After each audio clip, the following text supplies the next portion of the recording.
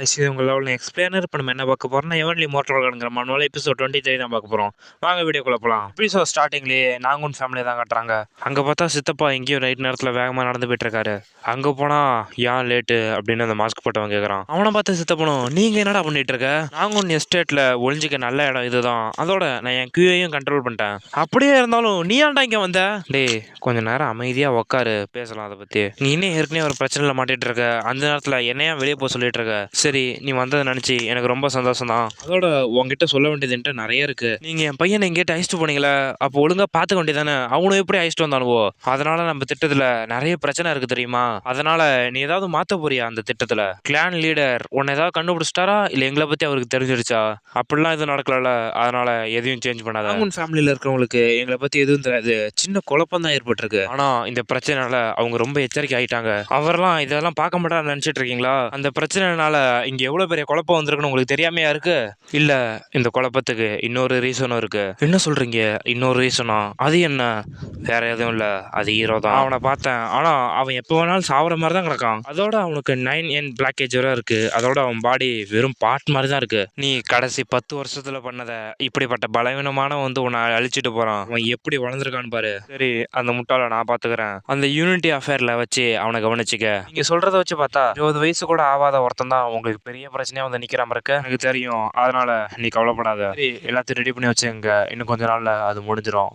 சரி, நானும் அந்த நாளுக்காக தான் வெயிட் பண்ணிட்டு இருக்கேன். அதோட நீ சொன்னபடியே அந்த ஹீரோவை நான் கொண்டுறேன். அந்த சீனை கட் பண்ணி டிராகன் யூனிட்டோட கேப்டனை தான் கட்டுறாங்க. நான் மறுபடியும் தோத்துட்டேன் அப்படின்னு குளத்துல கழுதிக்கு போட்டுட்டு இருக்கான். என்னோட மொத்த வாழ்க்கையுமே எனக்கு எந்த சக்தி இல்லாத போல தான் நான் ஃபீல் பண்ணிட்டு இருக்கேன். அந்த நேரத்துல பின்னாடி வந்தவனும், நீங்க இப்படி எதை பத்தி இவ்வளவு ஆழ்ந்து யோசிச்சுட்டு இருக்கீங்க? நீங்க என்ன நினைக்கிறீங்கன்னு எனக்கு தெரியலடா. ஆனா என்னால கடக்க முடியாத செவரை ஒன்று நான் தாண்ட ட்ரை பண்ற மாதிரியே ஃபீல் ஆகுது. ஏன்னா கடைசி டைம் எனக்கு அதை சத்தமா சொல்ல கூட விருப்பம் இல்லை.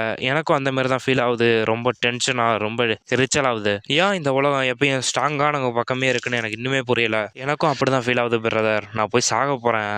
என்னோட ப்ரைட் எவ்வளவு மோசமா டேமேஜ் ஆயிருக்கு தெரியுமா? நம்மளோட கடமை என்னன்னா, நம்ம செகண்ட் எங்களோட ப்ரொடெக்ட் பண்றதுதான். ஆனா நம்ம ப்ரொடெக்ட் பண்றவரே நம்மள ப்ரொடெக்ட் பண்றது ரொம்பவே எனக்கு அசிங்கமா இருக்கு. சரி வா, நம்ம ட்ரைனிங்கை கீப்பா பண்ணிட்டு இருக்கோம். அது மூலியமா கொஞ்சமா நம்ம ஸ்ட்ராங் ஆகும். அதோட நம்ம இன்னும் ஸ்ட்ராங்காக நிறைய மார்ஷல் ஆர்ட் புக்கும் நல்ல ஸ்கில்லான மாஸ்டரும் வேணும். ஒன்றும் நல்ல ஐடியாவா தெரியல. நம்ம வேற ஏதாவது தான் யோசிக்கணும். அதோட முன்னாடி நீங்க அடிபட்டதுல இருந்தே இன்னும் ரெக்கவர் ஆகல. அதனால இப்படி பைத்தியம் மாரி ஏன் முடிவு எடுத்துட்டு இருக்கீங்க? நீங்கெல்லாம் இன்னும் எவ்வளவு நாளா இதே மாதிரி சோம்பேறியா இருக்க போறீங்களா? நீங்களாம் ஆம்பளையே இல்லடா. ஒரு வாரியரா நீங்க எல்லாருக்கும் தெரியணும்னா நீங்க நிறைய கஷ்டப்படணும். அதோட முக்கியமா உயிர் பிழைச்சிருக்கணும். அப்புறம் நல்லா ட்ரைனிங் எடுக்கணும் அப்படின்ட்டு ஹீரோ முன்னாடி வந்து கத்துறாங்க. என்ன, உங்களால உடைக்க முடியாத சோரட்டை கஷ்டப்பட்டுட்டு இருக்கீங்களா?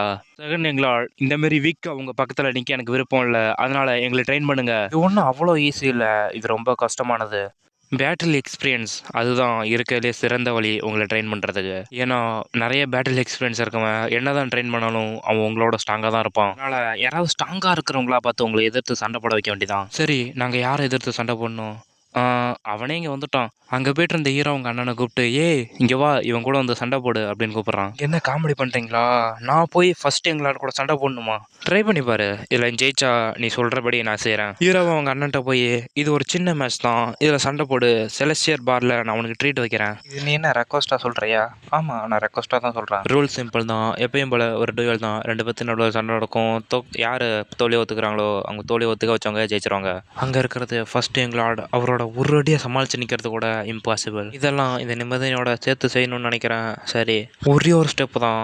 அவரை நான் அந்த இடத்த விட்டு ஒரு ஸ்டெப் நான் ஊற்றினா போதும், நான் ஜெயிச்சிருவேன். அப்படி யோசிச்சுட்டு மேட்ச் ஸ்டார்ட் ஆன அடுத்த செகண்ட் அந்த கேப்டன் டக்குன்னு ஜம்ப் பண்ணி ஹீரோட அங்கே அட்டாக் பண்ண வரான். தண்டர் டிராகன் 10 பிளேட் அப்படின்ட்டு வேகமாக அட்டாக் பண்ண வரான். மற்றவங்களும் இது ஃபர்ஸ்ட்ல எங்களாடவே இருந்தாலும் இந்த அட்டாக்கை அவரால் தடுக்க முடியாது. அப்படி சொன்ன அடுத்த செகண்ட் கேப்டன் கீழே கிடக்கான். பிரதர், இன்னும் ஒரே அடியில் கீழே வந்துட்டீங்க அப்படின்னு இவனோடும் கத்துறானுவோ. அடிச்ச ஹீரோ அவங்க அண்ணனும், டே எனக்கு ட்ரீட்டுங்கடா அப்படின்னு கத்துறான். அதுக்கு ஹீரோவும், சரி இந்த அவனுக்கு இப்போ ரெடி பண்ணுறேன், அதனால எனக்கு உடனே வேணும், சீக்கிரம் வா அப்படின்னு கைத்தை தரன்னு எடுத்துட்டு போகிறான். அவனும் வெயிட் பண்ணுறா அப்படின்னு கத்திட்டே போகிறான். டே அவர் முதல்ல இங்கே டெஸ்ட்டு போடா.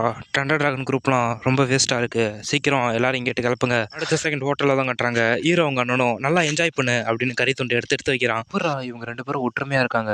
பிரதர்ஸ் தான் எப்பயும் சண்டை போட்டுட்டு தானே இருப்பாங்க. அப்படி ஹீரோ சொல்கிற நேரத்துல அவங்க அண்ணன் எடுத்து வைக்கிறான். அதை பார்த்து ஹீரோவும், டே இது நிறுத்துறா, எனக்கு கை இருக்கு, எனக்கு எடுத்துக்க தெரியும். அந்த நேரத்தில் ஹீரோ அவங்க அண்ணனும் டக்குன்னு தேங்க்யூங்கிறான். அதை கேட்ட ஹீரோவும், சரி இப்போ ஏன் டக்குன்னு தேங்க்யூங்கிறீங்க? ஏன்னா நீ இப்போ ஹெல்த்தியாக இருக்க, அதோட ரொம்ப ஸ்ட்ராங்காகவும் இருக்க. உங்களுக்கு என்னாச்சு, ஏன் இப்படி பேசுறீங்க யோசிங்க, ஒரு ஆண் மற்ற ஆணுகிட்ட இப்படி பேச மாட்டாங்களே, ச்சே இந்த ஃபேமிலி ரொம்பவே க்ளோஸாக இருக்காங்க, இது எனக்கு ரொம்ப டென்ஷனாக இருக்கு. அப்படி ஹீரோ யோசிக்கிறதோட அதை கட் பண்ணி அந்த கேப்டன் கண்ணு முழிக்கிறதா கட்டுறாங்க. அதை பார்த்த மற்றவங்களும், நீங்கள் ஏஞ்சிட்டிங்களா, கொஞ்ச நேரம் நல்லா ரெஸ்ட் எடுத்தீங்களா, ஃபர்ஸ்ட் எங்களோட அடிச்ச அடி இன்னுமே என்னால் அதை மறக்க முடியல, அதை நினச்சி பார்க்கவே எனக்கு ரொம்ப பயமாக இருக்கு. வந்து ஹீரோவும், டே என்ன பாடுறா இன்னும் மட்டுமா தூங்கிட்டு இருப்ப.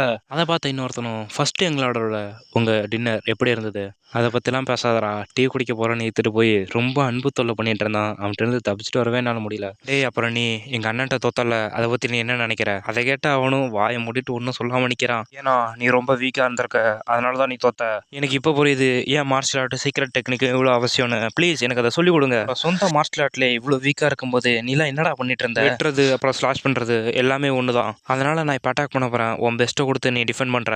அப்படி சொல்லிட்டு ரெண்டு பேரும் அட்டாக் ஆக ரெடியாக வராங்க. ஸ்டார்ட்னு சொன்ன அடுத்த செகண்ட் ஹீரோ அங்கேட்டு மறைஞ்சு போய் இவன் கழுத்தில் வந்து கத்திய வைக்கிறான். நீ ஏன் இப்போ தோத்து போனேன்னு தெரியுமா, ஏன்னா நீங்கள் ஃபாஸ்ட்டாக இருந்தீங்க. ஏய் முட்டாள், நான் சிம்பிளாக தான்டான வந்தேன், உன்னால் பார்க்க முடியாத இடத்துக்கு நான் வந்து வந்தேன், அவ்வளோதான். சிம்பிளாக சொல்லணும்னா எனிமியோட பிளைண்ட் ஸ்பாட்டில் நீ பொறுமையான வந்தால் கூட அவங்க முன்னாடி நீ வேகமான விடுற மாதிரி தான் தெரியுவ. பிளேட் டெக்னிக்கை விட ஃபுட் டெக்னிக்கில் நீங்கள் அதிக கவனம் செலுத்தணும்னா நீ இன்னும் ஃபாஸ்ட்டாக இருப்பேன்னு நான் உன்ட்ட சொல்லுவேன். ப்ளீஸ் அதை எனக்கு டீச் பண்ணுங்க. அப்படிங்கிற நேரத்தில் ஹீரோ அவன் தலையிலே ஒரு அடி போட்டு, டே நான் ஒன்றும் பெரிய ஃபுட் டெக்னிக்லாம் யூஸ் பண்ணலடா, உன் பாடி எப்படி ரியாக்ட் பண்ணுறதோ ரிஃப்ளெக்ஸாக பொறுத்து தான் அது நகரும், அதனால் நீ நிறைய எக்ஸ்பீரியன்ஸ் கெயின் பண்ண பாரு. நீங்கள் சொல்கிறது வேணா அது ஈஸியாக இருக்கும், ஆனால் மற்றவங்களுக்கு அதை கற்றுக்கிறதே ரொம்ப கஷ்டம். நீங்கள் எல்லாம் இப்படி இருக்கிறதெல்லாம் ரொம்ப மோசமானது.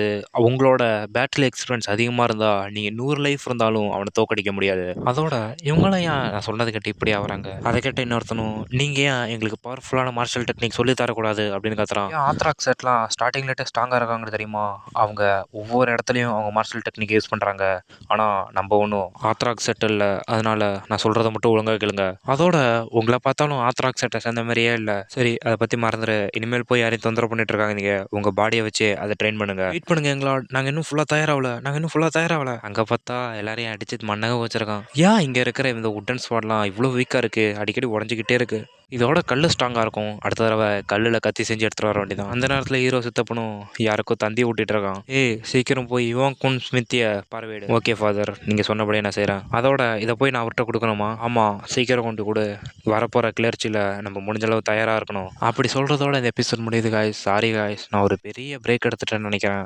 ஏன்னா எக்ஸாம் வந்துருச்சு, செமஸ்டர் எக்ஸாம் எழுதிட்டு இருந்தேன், நிறைய வேலை வேறு இருந்தது, அதனால் எனக்கு மன்னிச்சிருக்கு. ஆனால் இனிமேல் கொஞ்சம் ரெகுலரான வீடியோ போட ட்ரை பண்ணுறேன். நீங்கள் எனக்கு அது பண்ண வேண்டியதெல்லாம் லைக் பண்ணுங்கள், ஷேர் பண்ணுங்கள், கமெண்ட் பண்ணுங்கள், மறக்காமல் சப்ஸ்கிரைப் பண்ணிக்கோங்க, பக்கத்தில் இருக்க பெல் ஐக்கானே ஆன் பண்ணி வச்சுக்கோங்க.